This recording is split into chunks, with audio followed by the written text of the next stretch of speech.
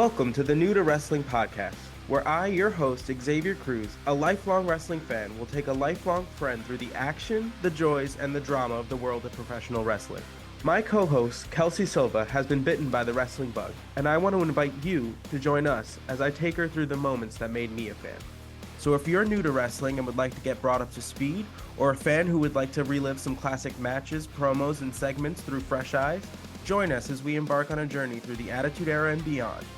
Welcome to the New to Wrestling podcast.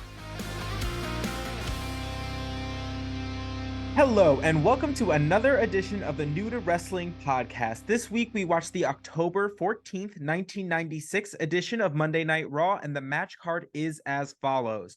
We had Vader with Jim Cornette versus Phineas Godwinn. We had Jerry the King Lawler versus Jake the Snake Roberts. We had Freddie Joe Floyd versus Hunter Hearst Helmsley. We had the Pug versus Faarooq, and in the main event, we had Stone Cold Steve Austin versus the Heartbreak Kid and WWF champion Shawn Michaels. All right, this one, a lot. I have literally 3 pages of notes. Like, Same. I don't think I've taken this many notes since the last pay-per-view. I don't think I've taken this many notes since high school. So, not gonna lie. It's been a minute. So, guys, this is the final episode before we get into the In Your House Buried Alive pay-per-view. And as we know from final episodes prior, it's usually when they try to jam in a lot. And today was no exception. So the episode begins with a little promo of the main event of Stone Cold and HBK. Basically, it's kind of showing like a montage of Shawn Michaels, kind of his last couple weeks. The champion can be beaten. Like Stone Cold smells blood in the water. Like, is it his time to come up on top? Mm-hmm. Basically the gist. Yeah. And then when we get out of that promo, it immediately cuts to Vader entering the ring with Jim Cornette, on his way to take on Phineas Godwinn of the Godwinn brothers. Mm-hmm. Oh yes. So this match was just kind of it was just 2 very big, kind of clunky guys kind of going at it. It was never going to be a technical classic. It was never going to happen. It was just 2 bulls running at each other for 10 minutes. Yeah, I will say, which we've talked about, I have some sort of soft spot in my heart for the Godwinn brothers. Can't explain why, but I will say that banjo music really goes off. Like their entrance music. Yeah. Every time it comes on, Xavier and I are like it's it just really goes off for no reason. Like fingers shredding. Are bleeding playing this banjo. Like who? Shredding. And they only brought out a beagle this time. Not a menagerie. Just because it was, one wrestler, just Phineas. One wrestler, one animal. And it was a really sweet little beagle. Mm-hmm. And that was it. So yeah, kept it lighthearted. Yeah, kept it cute. But yeah, it was just a lot of smacking and bumbling and that's about it. So this match was mainly focused on kind of highlighting the fact that Vader and Psycho Sid will be facing each other at the pay-per-view coming up. In the beginning, when Vader is entering the ring, they do show the Vader bomb that he performed on Psycho Sid, that Psycho Sid just absolutely ate. Yeah. You did what now? Like that tickled. Right, exactly. That was basically the look on his face. Yeah. Psycho Sid does come down to ringside because Vader was basically dominating the early part of the match. So Psycho Sid comes out at ringside, gives kind of a distraction towards Vader, which allows Phineas to kind of finally get some offense in this match. Yeah. Because up to that point, it was all Vader all the time. Yes. As it often is. Phineas gets Vader in the position to do the slop drop, which is his finisher. We get kind of a clunky counter, which Vader grabs the ring ropes. Yeah. And then and then kind of knocks Phineas down and then performs a Vader bomb on him to get the pin and the 1, 2, 3. Yeah. So again, all serving the greater purpose, making Vader look big and the monster strong. that he is. Yeah. That's kind of the gist. The Godwinns don't really have anything going on towards the pay-per-view, so they can take the L until, the next time that they and they have their emotional support animals to comfort them. They'll be fine. They have each other. You know what I mean? They have Hillbilly Jim, who I love. I'm sure he's got some wise words. Yeah, they're fine. They're like, man, whatever. So all right. So after that match, it cuts to Jim Ross in the ring, and he will be interviewing Mr. Perfect. Mr. Perfect comes down to the ring in his doo-doo caca brown suit. Like Zuki Brown. It is like the worst color I've probably ever seen. And then with the most like aggressively, what'd you call that pastel? Like what even was that design? It's paisley. Oh, well, it was offensive. And like the brown wasn't even like a chocolate brown, which I can get behind a chocolate brown suit, but it was like it was a brown with yellow undertones. Like doo-doo. It was a quick run to the bathroom, cheeks clenched, brown. Like it was not a good color for him at all, especially with like the platinum blondish yellow hair. Like that is just like strung together in the the tightest rat tail ponytail you've ever seen. It's so bad. It's so bad. My favorite. And again, I haven't seen him wrestle yet. So the only thing I have to base for his persona is just what he continues to appear as, which is not what I would envision Mr. Perfect to be. But also, again, this is the 90s. Right. So, I guess we're getting what the decade was serving. But it's funny because I forgot about this trend in the 90s where it was like just like a normal color t-shirt under a suit jacket.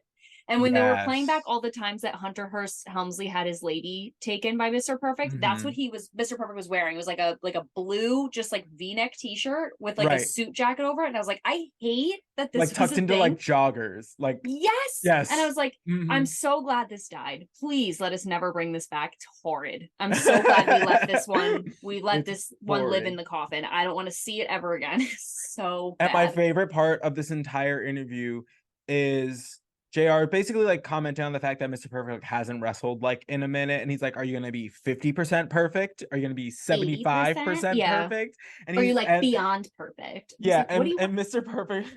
Perfect goes, "Do you see any flaws?" And I go, and we both but I have some notes. Right. But Jim Ross immediately goes, "No, not one." No, and I was like, "Jim, are you okay?" Because like for the last like 2 weeks, he's had beef with literally everybody. Everybody. Mr. Perfect, priceless. Kissing. Can't be touched. Right. I was like, okay, Kissing in the ring. All right, make it make sense. Who are you mad at? Is it everybody or is it nobody? Like, I don't understand. And I don't know, is it like the shtick that like no one is at? Well, obviously people are mad at Mr. Perfect, Hunter Hearst Helmsley being one of them. Is that like his thing? Like he can do no wrong. So like even though JR is literally trying to burn down the WWF with his vicious words, right? Like Mr. Perfect, he's like, "Oh my god, hey, no, yeah, no, you look great. Oh my god, 100%. Amazing." She's really giving us the like Regina George like special, like really just like we treat her like the cream bee. Yeah, like yeah. Oh, so unfortunate. The Mr. Perfect interview just ends with him being like, I'm gonna wreck it, and then he does like a lap around. He does like a lap around the ring, just like a casual, like a light jog, and then he takes off his jacket. He has a little Mr. American, just so that we all know that at a moment's notice he can go slightly faster. And he is ready to be a slow jog king. Right. Don't test him. Oh my god. Just at any given moment he might get just a little bit quicker.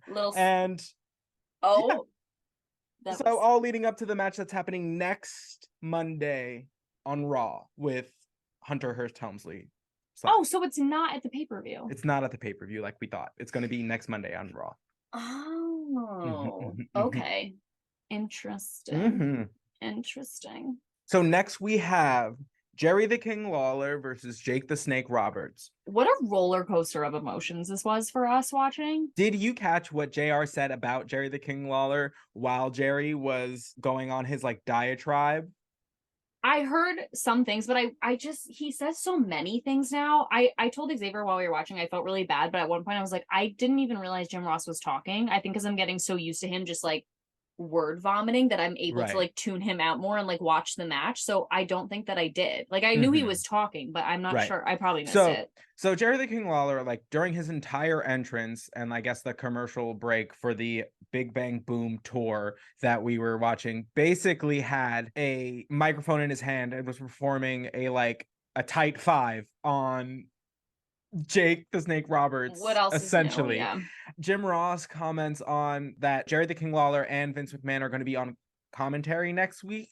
Okay. And basically he goes, that I remember. Yeah, basically he calls Jerry the King Lawler a frustrated nightclub comedian, and then he talks about Vince McMahon saying that somebody who hasn't called a wrestling hold in like 25 years.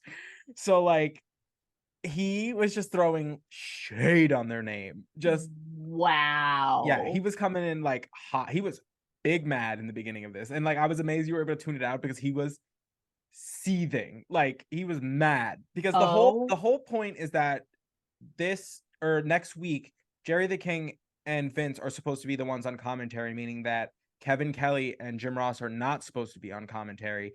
And Jim Ross is big mad and says that he will show up regardless of what anybody says, and that he will be on commentary because he doesn't report to television producer because he's above that. He's a vice president. He doesn't. Yeah, as we've investigated and found out. Wait, right. That's crazy. So it's which actually I get it. Like I'm like slightly horrified for it to just be Vince McMahon and Jerry the King Lawler. Right. I feel like that's going to be a bad time, personally. But I mean, who knows? Who knows? But well, I mean, that's what it was in the beginning. Like the first couple episodes, I'm pretty sure were just the Jerry two the of them? King and Vince McMahon.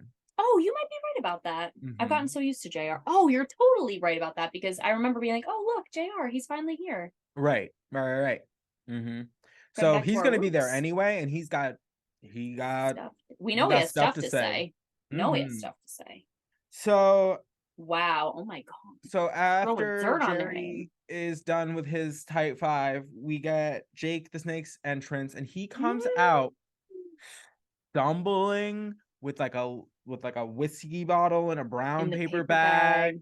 He looked a mess. His hair was all like messed up. He was like sweaty, stumbling to the ring. Came out late. And we were all like, no way they're doing this right now. Like as just like somebody who is just watching the bit like from a viewer's perspective, I was like, no way are they making this man a thing who is an actual alcoholic fake drunk on television right now.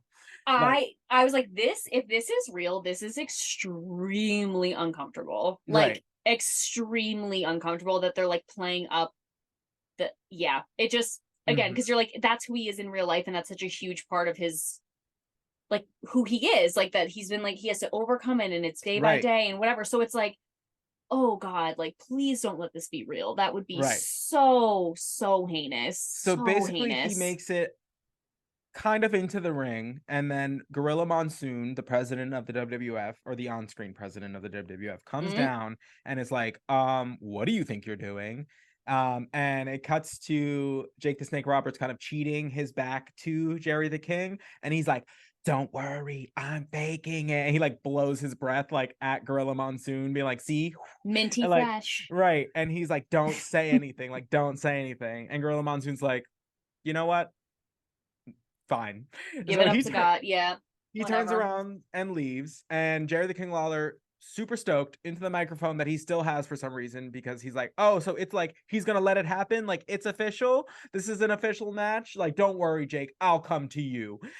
He like saunters over to Jake the Snake Roberts. Jake the Snake comes to life, pops him with the DDT, gives him the 1, 2, 3, and then it is payback time. Oh my God, I love to see it. The brown paper bag out from the corner where he's hiding it and dumps it under the snake. Under the snake, mind you. Airplane bottle under the snake. Dumps it all over Jerry's face, all over, and then proceeds to rip the snake out of the bag and, you know, have Jerry the King just wear it like a Britney Spears I'm a slave for you. Slave for you. Yep. Yeah. And it took a sec for that to like come back to me, but it was there. It's the same snake, I'm pretty sure. No, I'm just kidding. I mean, it was like similar. 2 years later, so like maybe it could have. It might be. Who knows? I will say, love to see the payback. Very happy to see it. Love Jake the Snake.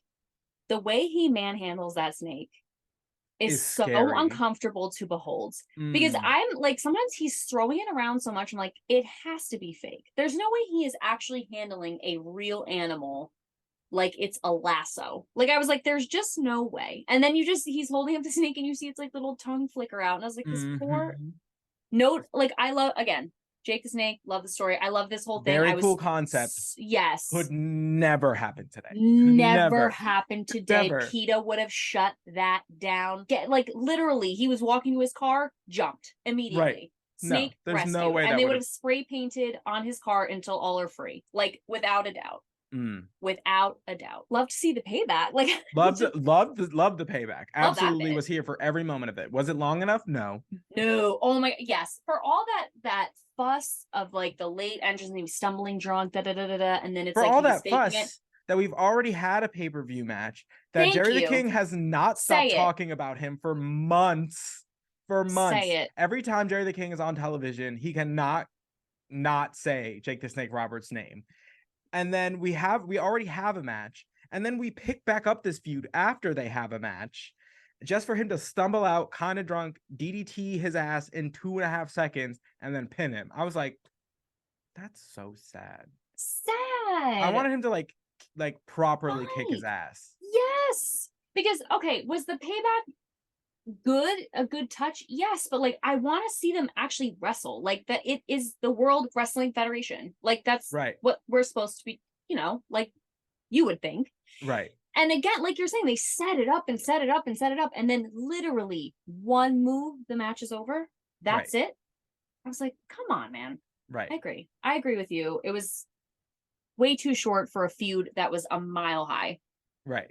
And I think I'm hoping that it's finally like this just puts it like to rest. Yeah. You know what I mean?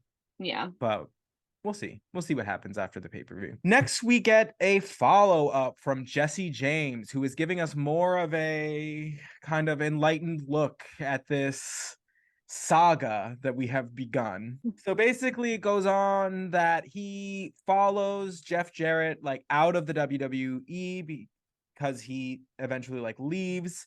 And that just led him to the unemployment line. He said he took him from nothing and left him with nothing. And then, they go back into like another segment of him recording the song. Yep.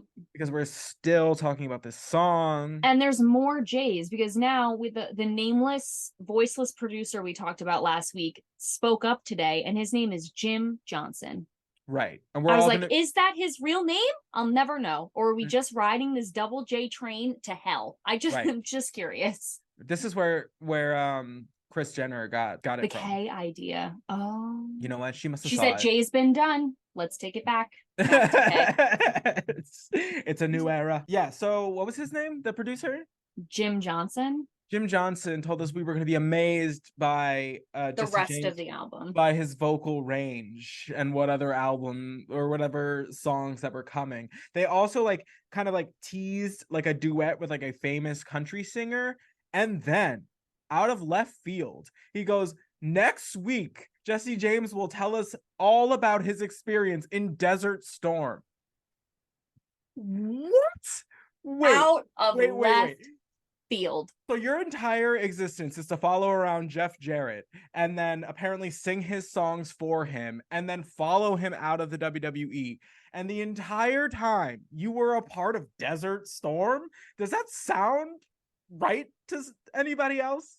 And zero disrespect to the men and women of Desert Storm. Zero disrespect to anyone in the armed services. But like, it was so random. And so confusing and so out of left field. I was like, what is it? Does he wrestle? Does he sing? Is he a soldier? Like what? And he was like talking about his traumatic experience, like as a veteran. And then they were like, all right, well, we'll talk about it next week. Went right into the next thing. And I was like, okay. Wait, was that real? It's just the juxtaposition of like, we just spent the last 3 weeks, like the most interesting about him was that he sang this song instead of Jeff Jarrett, and mind you, the entire time he was in Desert Storm. He was a member of Operation Desert Storm. Like, what? We could have led way with to that. Bury the lead. Like, swear to God. Like, what? I have nothing. No words. And it just ended. And then it just went right into Triple H doing something. And I was like, wait. And I guess we'll find out more next week.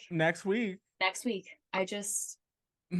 This man is just a man of mystery. He's like the double Ekis guy at this point. Like, oh, the most interesting man. Because now I'm like, am I interested? Am I intrigued? Am I intrigued? I don't know. They keep leaving little breadcrumbs, and I like bread. I don't know. Maybe I am. Maybe I am interested. All right. So after they leave us with that little morsel to savor, we get a match: Freddie Joe Floyd versus Hunter Hearst Helmsley. My sister said something about Hunter Hearst Helmsley that just will stick with me forever. Forever and ever. She said that Hunter looks like the prince in Beauty and the Beast, or the Beast in Beauty and the Beast, when he turns back into a prince. And I was forever changed by that comment, because we'll never unsee it. So spot on. Like, so spot on. The ponytail, and it even makes sense, like his jacket is like too big for him, sort of looking. So like if he was the Beast and then he transforms into a prince, like it literally is the chin, like everything. And like I'm forever changed by that observation. Forever. So shout out to my sister. Thanks. So Brittany. Hunter comes out with a new beauty this week, of course. You know, they're the revolving door of women that he somehow has connections to and are willing to put up with his personality to accompany him to the ring. He proceeds to pull out a pair of handcuffs and handcuff this woman to the ring. It was a spectacle. He handcuffed this woman to the ring. Xavier's like, did you hear what I said? So that with handcuffs. So that she would not get kidnapped, I guess, by Mr. Perfect. So what a choice. Because also this came after he made her hold the ropes down so that he could get in. And then the ref had to come and pull the ropes down for her to get in. Correct. After he snapped at her to take off his jacket. No. Yeah. So she does that for him, gets in the ring, takes off his jacket. Then they both get out of the ring. Correct. So that he can handcuff her to the ring. So many alarms. Many red. So many. Again, it's really giving Beast. Yes, and it's like that he. Like he's trying to set up some like Stockholm syndrome-esque. Yes. Oh my god! And just like, this is my property, and I make sure my property is secure. Right. So it doesn't wander off. Right. Again, more things that would not fly today. You are not handcuffing a woman to the ring. The worst part about it is she did it willingly and seemed very much to enjoy it. And again, we don't kink shame in this house. We don't do it. No, we don't. But it's just odd. No, I was more concerned that like she seemed surprised by the handcuffs at first, and then was just like clapping and like cheering at like ringside, like for him, all the while like her one hand is just like stuck.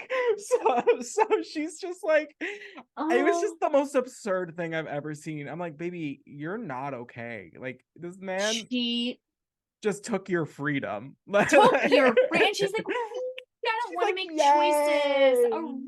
Like, I don't want to be a hater, but she really did set us back a little bit there. Yeah, she did. And then Mr. Perfect comes to ringside, and I was like, I hope he like regurgitates a key, like right, and just goes bleh, and has a key. I hope that's what happens. Lo and behold, that man has a key. That man pulls out a key, frees this woman, and takes her away. It's just, and mind you, like a match is also going on. A match is happening against Freddie Joe the Boots Floyd and Freddie Hunter Hearst Helmsley. Joe the Boots Floyd. Because it's just every time I'm like, look at them. They were like an evergreen today. I tried so hard to go with this whole episode without mentioning them, but that's okay. They were evergreen. Listen, when it's right, it's right. And his boots are right. Listen, snuck it right in there. And there we go. That's what I'm saying. Freddie Joe the Boots Floyd So Hunter Hearst Helmsley almost pins him for his first win in a decade, in an eon, in 10,000 years. He hits him with the distracted pedigree by Mr. Perfect. There basically are, yes, the pedigree, which also great. That name doesn't change. He keeps that name forever. Like the name. Does he really? Yeah. He changes. The name of the move does not. I literally wrote my nose. I was like, I can't wait until Triple H switches this branding because I hate it. Yeah. I really. Yeah. It's. I don't want to hate him as a person. There's also. I feel like there's just like only so much you can do with it. You know what I mean? Oh yeah, it's you can. Flat. There's only like really one way to be like a pompous, arrogant, like classist. You know what I mean? Like yeah, I'm like, why do you want to be that? Of all the things that you could be, right? Why do you want to be that? Be all you can be. Triple H gets distracted, runs after Mr. Perfect, and then gets counted out and loses the match to Freddie and gets boots the house down Floyd. Like no. Oh my god. I mean, and you know what? Maybe he deserved the win, Freddie Joe the Boots Floyd. Maybe he deserved it after. I'm sorry, but also Triple H got decked in the mouth. Like Mr. Perfect just turned around and was like, what?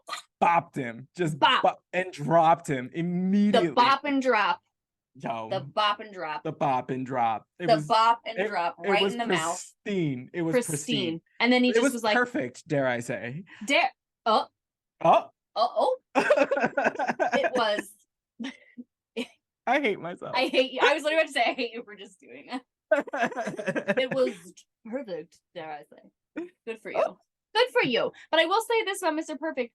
Decks Triple H right in the face. Immediately ushers the lady to safety. Like pushes her, oh, go this way quick through the back. Puts her first, okay? Instead of making her do the things and then handcuffing her in the ring. I will just say that. I will say it seems like an upgrade as far as the preferential treatment. I get it now. And then we get a Stone Cold promo on Bret Hart. It is short and sweet. Basically, he's like, you were too much of a coward to answer when I called you out previously. So now I'm going to whip the ass of the guy that whipped your ass and sent you home. So do what you will with that information. Basically, he just is hell-bent on calling out Bret Hart and calling him a coward until he shows his face. And I'm into it. I can't lie. I'm into it. He's like, if I can't beat you, I'll beat the person that beat you. So then you'll know I really can beat you. Right. I love that level of pettiness. I really do. He's like, I got this. So we'll show your little face when you feel like it. Yep. I'll be here running shit. Yep. Basically. Because Stone Cold said so. Imagine if that's how he like went about it from now on, from like that point forward. I wish. That would be great. I would love it. I would eat that up. I can't even lie. 100%. Next, we get a promo from the one and only, the incomparable Sunny. Sunny comes out in a little purple, like kind of 60s inspired outfit.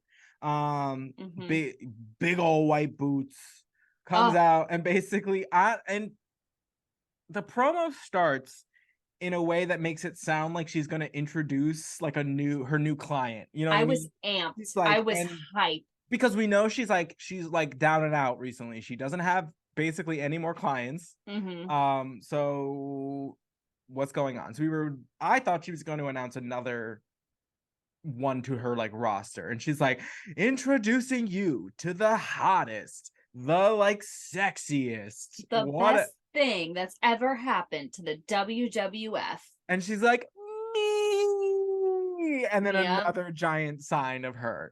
And at least this time it was not her LinkedIn profile. It was actually hit me baby one more time. Thank you, God. And I was like, you know what? I can get behind this now. 100%. I can get behind it a little bit. If you're gonna blow up a poster of yourself that is like 300 feet tall, make it a good one. Yeah, that's what I'm saying. It should not have taken them this long to figure that out. I'm just saying, if you're gonna put your face or your body on a giant poster, that picture better be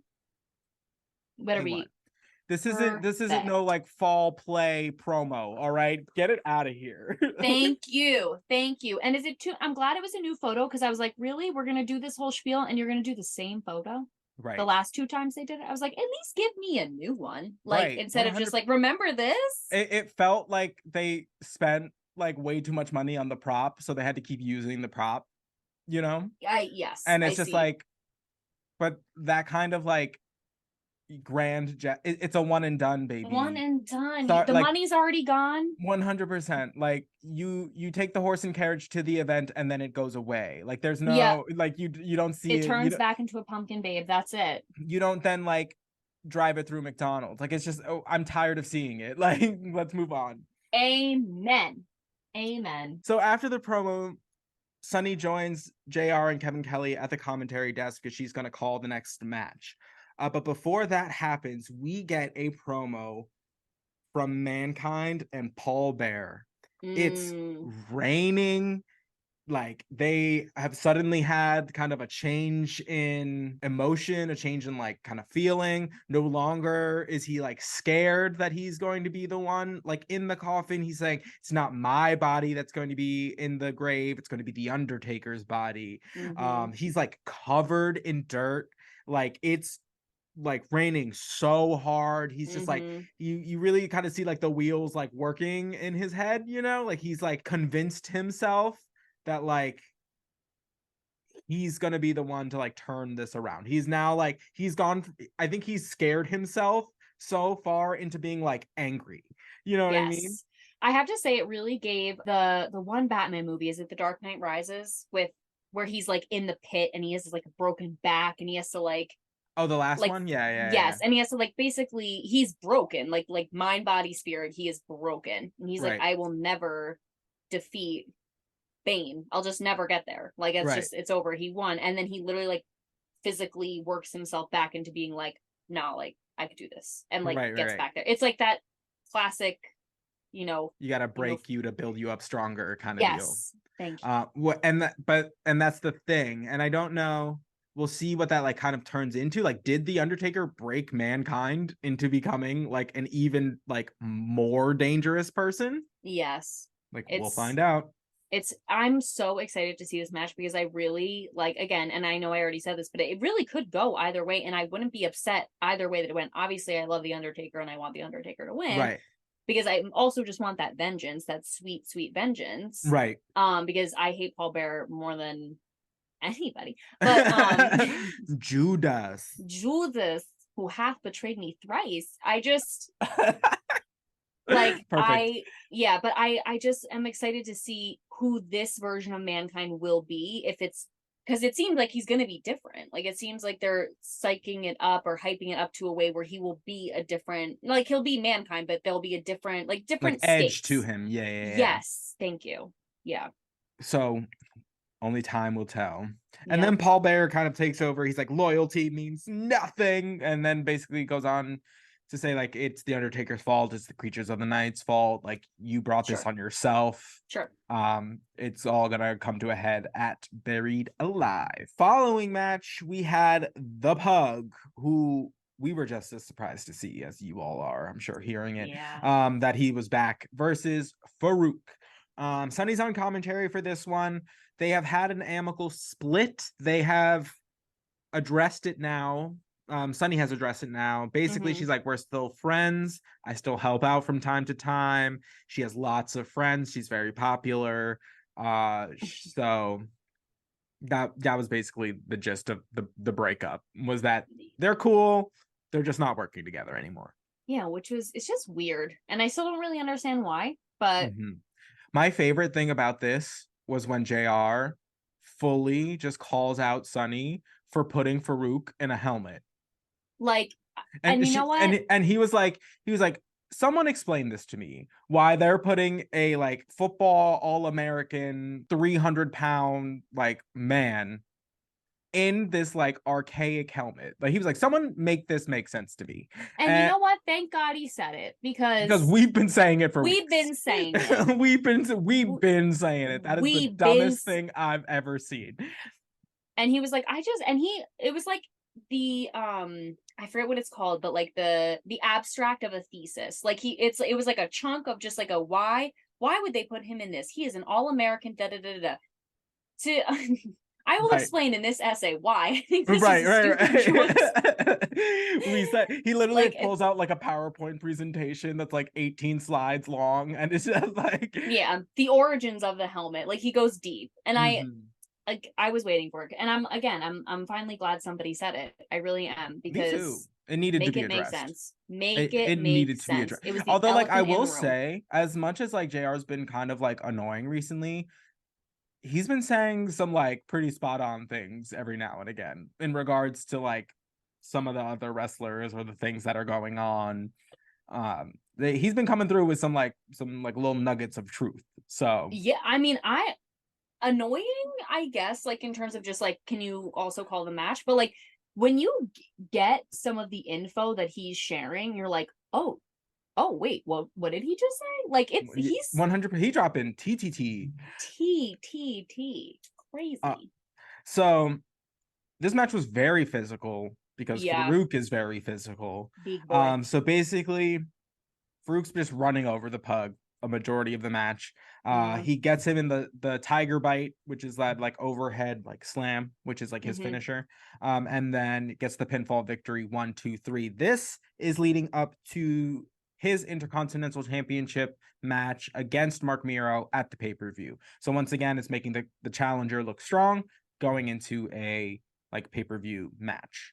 Right. And then last week they did the same for Mark Miro because Right. he had a win the previous week. Right. Right. Um, Right. but this cuts to a live wire segment with Ahmed Oh. Johnson. So he's basically, this is the first like live anything he's done since he's been out on like injury. So he's like taking Livewire is like a show that they answer calls and questions and emails and faxes from Mhm. WWF fans. And apparently Farouk like called in, and Wild.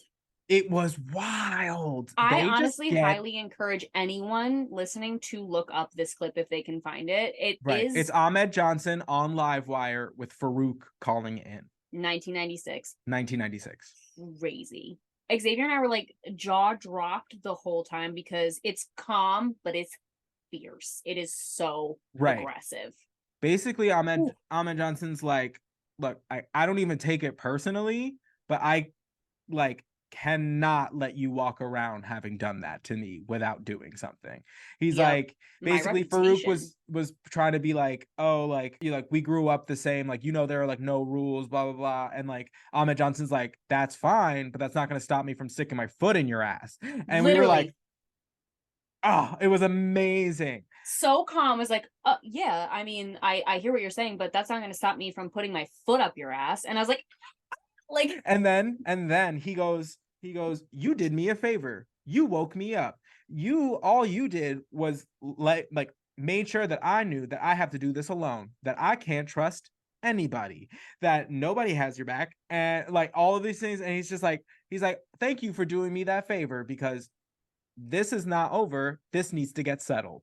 And like then Farouk starts hitting him with like the low blows. He's like, oh, like what's a woman want with like half a man? Like all of these sob stories like going on. hope your other kidney is in order, because like Right. otherwise, what are you good for? And I was like, oh my, And then Ahmed Johnson's like, it's like, we don't even have to wait. Where you live, I'll come to you I'll right come to your now. house. He had the earpiece in his hand like this. I'll come to your house. I'll come to your house right now. Drop the Addy. Drop it. I want to know. 100%. I was like, oh, it was so good. It was so good. So good. And again, it's weird because they never yell. No, they It's never like pretty. raise their voice, really. But it Ooh, is like the severity of the words is there. Like there is just this like touching. intensity that like whatever they're saying, they mean it. Like Yeah. there's always like there are certain promos where you're like, is it acting? Is it real? That one Yeah. just felt very real. So real. Because you know what? Like we were saying, like we're all bark, no bite. That the way that they were handling it was very much bite. Like Right. all bite, minimal bark. Right. And I want to see it. Right. Because it's just like building up to this like fever pitch at this point because Fever like pitch. because like he is genuinely injured and genuinely this is taking a long time, but like for him to like recover, I mean it's a huge, it was like kidney failure or whatever, that like the anticipation of like I can only imagine what it must be like to sit at home and watch the man that put you on the shelf contend for the title that you had to give up because of him. Can you imagine? I would be livid. It would be and that's what I was gonna say. Like, is this like his villain origin story? Because I would be shook. I would be livid. Right. Livid, stewing. I'd be at home in like, not even be able to do anything because you can't like, because I'm sure he wasn't even able to train for weeks. Like he just had to sit there. Like that would drive any normal person insane, especially when it's something like, it's not like your corporate job where you have to take like 6 weeks off. Like this is a dream that is hard to achieve, like to be in something like this and then to have it taken and then like watch somebody. Wow. Like, and then watch the person who took it from you like be successful. Right. Wild. I get it. And when Ahmed was saying like, oh, you woke me up, there's no friends, like I have to do this on my own, I was like, okay, does that mean like when he does come back, like he and Shawn Michaels are gonna have beef? Because they were like homies. I think it's just like maybe, I don't know, but I feel like it was more just kind of like in the moment with like Faarooq just trying to be like, I don't know, because it came out of like nowhere. It was like a shock to like he didn't even know like Faarooq was in the WWF.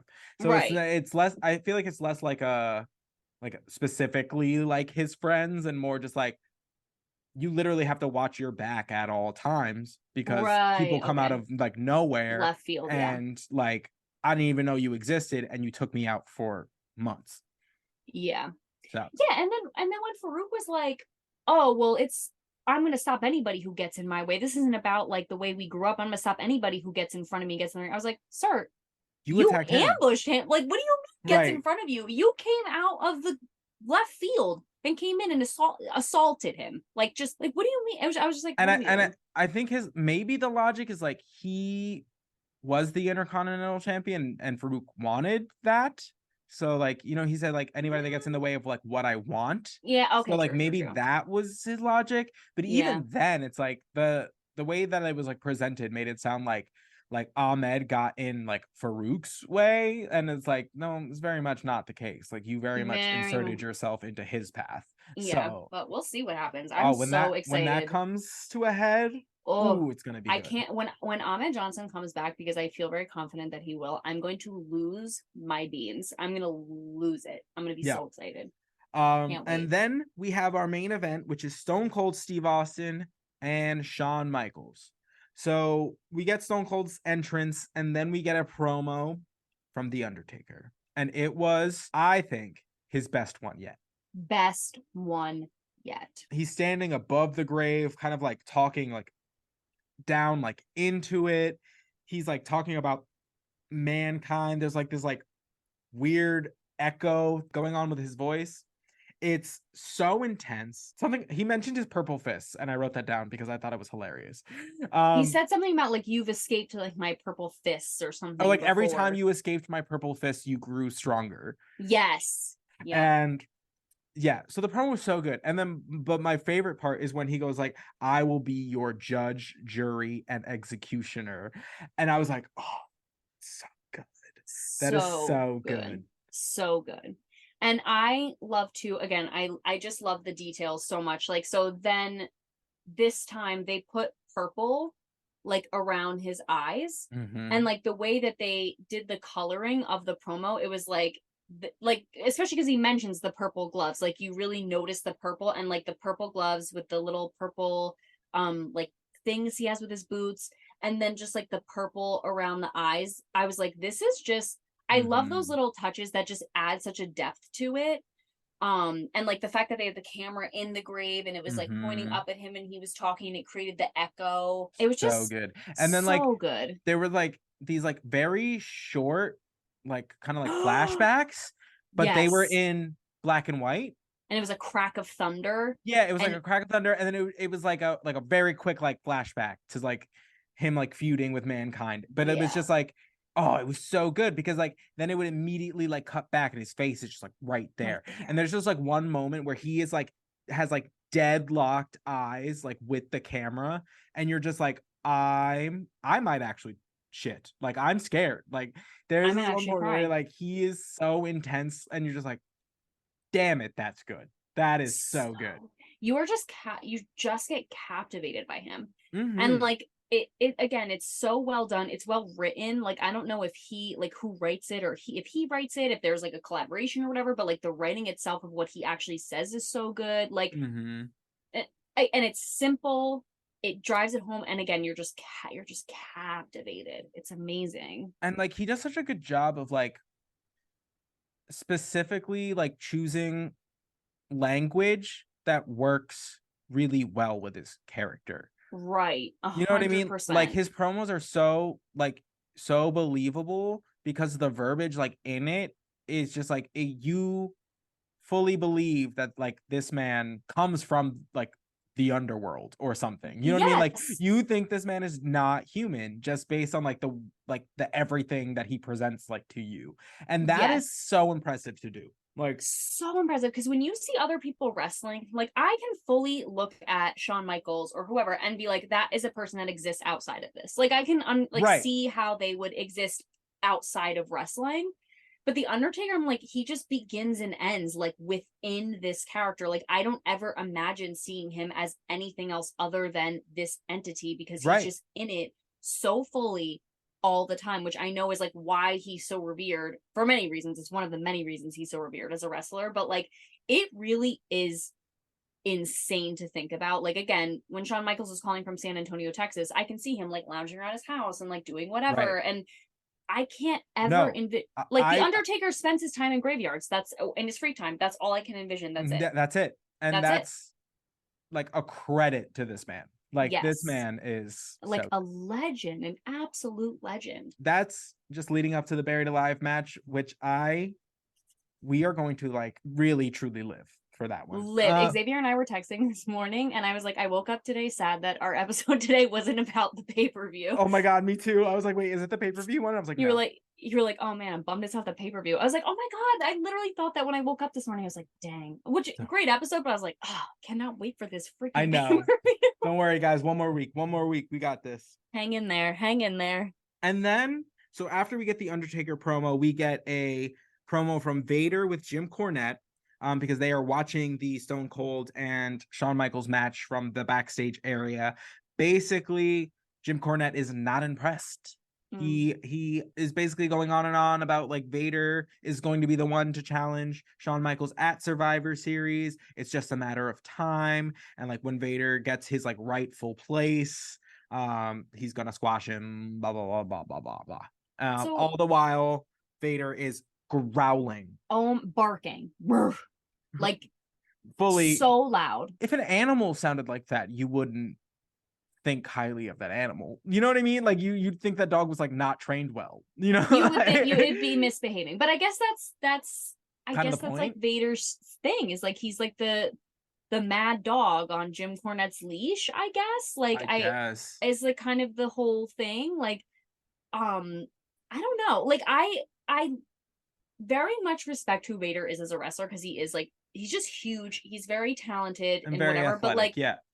they kind of just like sometimes I don't know, they like just make him like a big dumb animal sometimes. Like make him Yeah. seem that way. And I'm like, I kind of like wish there was a little bit more here. But again, I guess is that the point? Like he's just the mad dog at the end of Jim Cornette's leash, and that's just like who he His is. thing.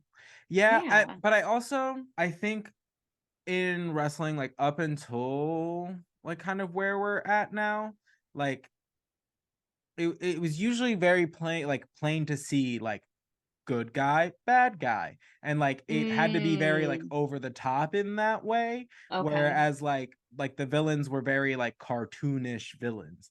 And I think he kind of Okay. comes from that era That space. where like the villains had to be kind of over the top or like outlandish to be kind of like differentiated from whatever. And usually the villains are like the like monster heels, which are like these like gargantuan men who are like kind of put into this like box of being like, oh, like you're going to be like this just like giant bad guy, like you're just the kind of and that happens a lot. Not saying that like Vader necessarily fits into that mold. He's very like his athleticism kind of breaks him from that. Right. But it is a formula that is in place. That makes a lot of sense. You know, it's not, it's probably just them like not rocking the boat more than anything else. Right. And that makes sense. And again, it kind of harkens back to what Jim Cornette was saying, is like, you guys don't want this person as your champion, which is why you won't give him the opportunity. And like it kind of like it all kind of works together. Yeah, like the imagery and the storyline. Yeah, that makes sense. So this match was fantastic, mostly because of the two parties involved. There was like lots of reversals, lots of back and forth. It was very technically sound, the two of them. Oh my god, yeah. And it was just kind of frustrating because there was so many like promos and things during this match, because this is a match that will eventually headline a WrestleMania. The two of them.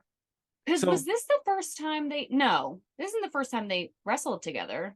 Is it? I think in a singles match, maybe on like that we've seen. Yeah, I think it is, right? That we've seen the two of them wrestle. Yes. That's like history being made. So they're both like fantastic, and like I don't know, they just there's too many things going on, and like this match is neither of their story like together. So I understand the like kind of putting, you know what I mean? Like this is Stone Cold is clearly going on to a feud with Bret Hart. And Shawn is going to go on to face one of these two giants. Yes. So like the importance is not placed on these two like being in a match together necessarily. It's more that it's bringing all of their like storyline elements to a head in one spot. Yeah. Which is fine considering we're going into a pay-per-view and you want to get as many of the highlighted superstars from that show onto the last show before, you know, you go into that. But I will say I'm always a little bit disappointed because they are so good that I would have liked to have seen just them like just go at it. Granted, this was not for the world title. This was not like, you know, again, not their storyline. So I understand it. But from a selfish point of view, I just want to see them fight. Like I just want to see them wrestle. 100%. And it's weird because like I didn't realize it was happening. I don't know if I missed like the fact that they were going to wrestle, like if there was an announcement and I just missed it. Because I didn't remember that they were going to be wrestling. And then when they announced it in the beginning of the episode, I was like, oh my God, I can't wait to see that. That's going to be insane. And I could have very well, my memory, I could have very well said like, I can't wait to see it on last week's episode and just totally forgot. But they are so good, both of them. Like you said, just reiterating, but like, I feel like I missed the whole thing for some reason. I guess because there was just so much, so many other things going on. You didn't even see it. So yeah, because we had the promo from the Undertaker, we had a promo from Vader, we also had a promo from Psycho Sid, which we haven't even talked about because like Psycho Sid's nuts. So it's just him kind of like cackling to himself, heavy breathing and calling himself the ruler of the world. Like that's Psycho Sid's thing. As far as Psycho Sid's promos go, though, I thought it was a very well done one. I mean, and he's just like in the locker room hysterically laughing to himself, but like very on brand for him, and it was well done and short and not too invasive. So they get like back to the match, but then like almost immediately after they cut back to like the action, Vader attacks Shawn Michaels. He gets involved in the match, which gives Shawn Michaels the win via disqualification. Savio Vega comes out because he's got a match against Stone Cold, and also he's just down to clown always, apparently. Recently, I was like, I really wrote my notes. Savio Vega again? He is just he's just jumping in like all of the fights. He's like climbing in the rafters waiting for someone he has a fight with, and then he's like, boom. Like he's just waiting. And I love that about him. I love it. I love to see the energy. I love to see the initiative.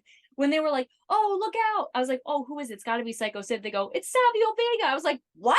Again? I love this guy. Get in there. Like, oh my God. So good. Funny. And then Psycho Sid eventually does come out Psycho to the Sid ring. does show up, yes. And also Fake Razor and Fake Diesel were just kind of chilling in the entryway. Just like assessing. Just kind of like, looking at the situation, just kind of seeing the damage they have wrought, and like They were just kind of there. I don't really know what that was about. Yeah. Or where they're going to try and take this next, because I know in the last couple of weeks, like Savio Vega did have a match against like Razor. Unsure of what's going to happen with Razor and Diesel. We'll see in the next couple of weeks, because clearly their story is intertwined with JR's apparently. So yes. So we're gonna see. Basically everybody came out for the last match pretty much. I was like, and at then, this point, make it like the end of a fashion show where everyone just walks out in their outfits like, woo. Right. So Savio ends up like feuding with Stone Cold. Psycho Sid ends up feuding with like Vader for like a little bit.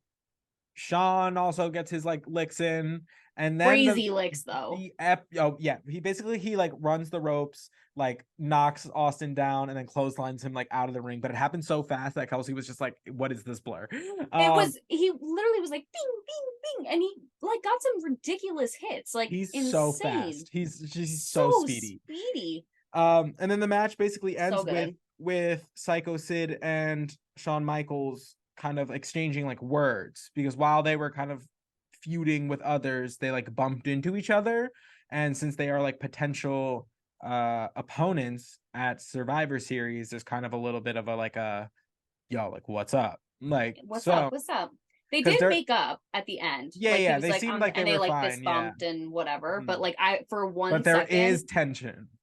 And I love Shawn Michaels is shorter than most of the other wrestlers, especially Psycho Sid, who's 10,000 feet tall. Right. He was literally like on his tippy toes, like in his face, he don't care. Yelling. I love it. I love that he doesn't care. I love that he doesn't care. He's just like, he always says more guts than brains. Always. He says, and I love it almost every week. He's so honest. He's just like, I don't know what I'm doing. I just get out there and do it. And I'm like, Good job, Sean. Good job, Sean. We're rooting for you. Get out there. All right, guys. So that was this week's episode. Next week we are going to have the pay-per-view, so look out for a slightly longer episode. They tend to be with the pay-per-views. Yeah. But it's one we're very excited for. It is so psyched. It is In Your House Buried Alive. We are going to have the Undertaker versus Mankind in a very buried alive match. We are going to have, who else is wrestling? Who else we got? Psycho Sid and Vader. We're gonna have Savio Vega and Stone Cold Steve Austin. We're gonna have Mark Miro versus Faarooq for the Intercontinental Championship. And I think we're gonna have in the return match from last pay-per-view, we're gonna have the Smoking Guns versus the British Bulldog and Owen Hart for the WWE Tag Team Champion. Ooh, okay, yeah, that's gonna be a good one. We might witness a homicide. we honestly might. We might witness a buried alive homicide. So, all right, guys. So, thank you as always for joining us. We appreciate it, and we catch you next week. We'll see you then. Bye. Bye.